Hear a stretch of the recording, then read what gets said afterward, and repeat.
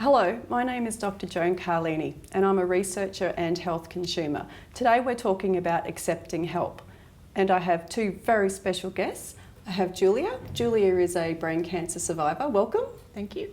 And I have Catherine. Catherine is a carer of a person with brain cancer. Catherine, can you please tell us a little bit about when your husband was first diagnosed? So my husband was diagnosed with brain cancer nearly 10 years ago. He was diagnosed following a seizure at Chermside Shopping Centre. He was taken to the Royal Brisbane, had another seizure where a tumour was discovered. He had surgery which then led on to chemotherapy, which led us to being in this world of brain cancer.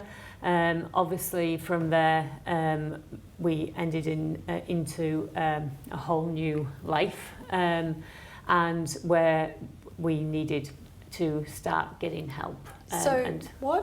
Exactly what help did you need in those very early days? So in the very early days we started needing help and wanting help from personal help from family and friends. Mm-hmm. So that is and also work colleagues and things like that. It's difficult to know in the first stages what sort of help you're going to need because you're in such a whole new world of medical appointments and doctors and things like that.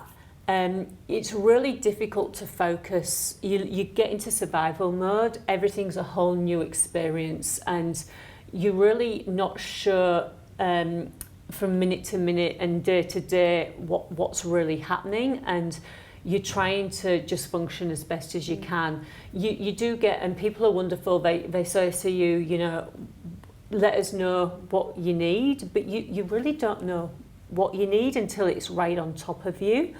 And so for us, it was really difficult for me and as the carer to articulate what we wanted.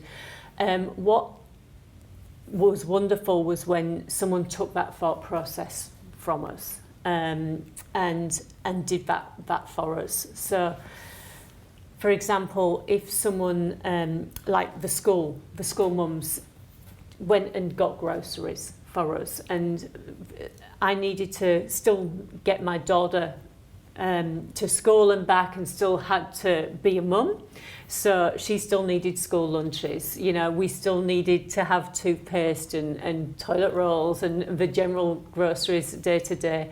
So they went and did that for us. They went and got groceries and made sure that I didn't need to go running to the supermarket after a day of hospital appointments and things like that. So having someone who was able to take that out of our hands was just wonderful and made such a valuable difference. Julia, at that early stage you were actually the patient.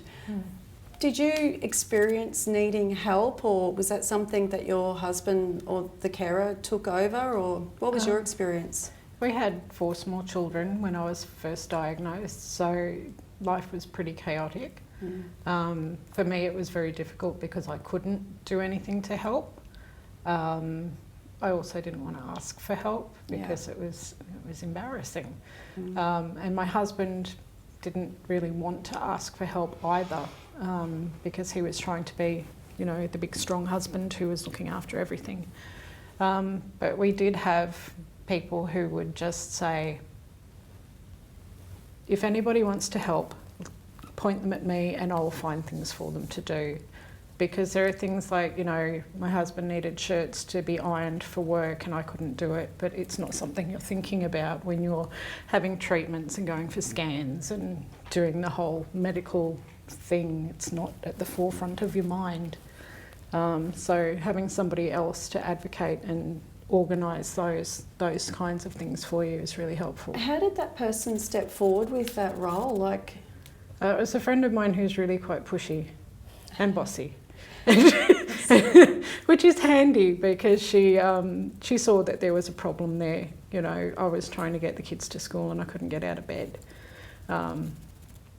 and she had a child of a similar age, so she sort of knew that the kids needed to get to school, they needed lunches, they needed bits and pieces. So she just went, okay, you know, I'll take care of this, I'll get people to do things, you just do what you have to do. Get well. Yeah.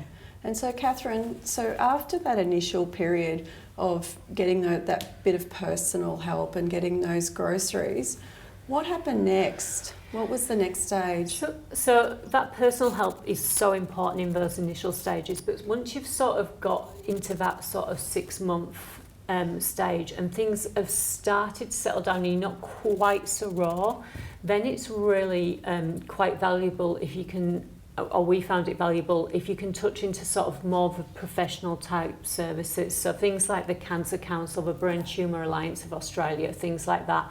They became really important. So my husband got huge support from tapping into things like the Brain Tumour Support Group that is run by the Cancer Council. The Brain Tumour Alliance of Australia were incredibly wonderful for us for sources of information and other sources of support. They ran wonderful forums and things that we could go to meet with other brain tumour families that were going through things like we were going through, and we're able to provide that more sort of professional type support.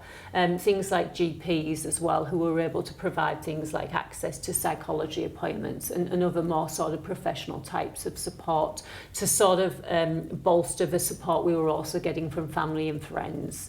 Became important as an additional layer of support. Sure. Julia, is that something you did as well? Like, were you receiving support as the patient and was your husband receiving support as the carer? I think that in my experience, people tend to focus on the patient and not the carer. Right.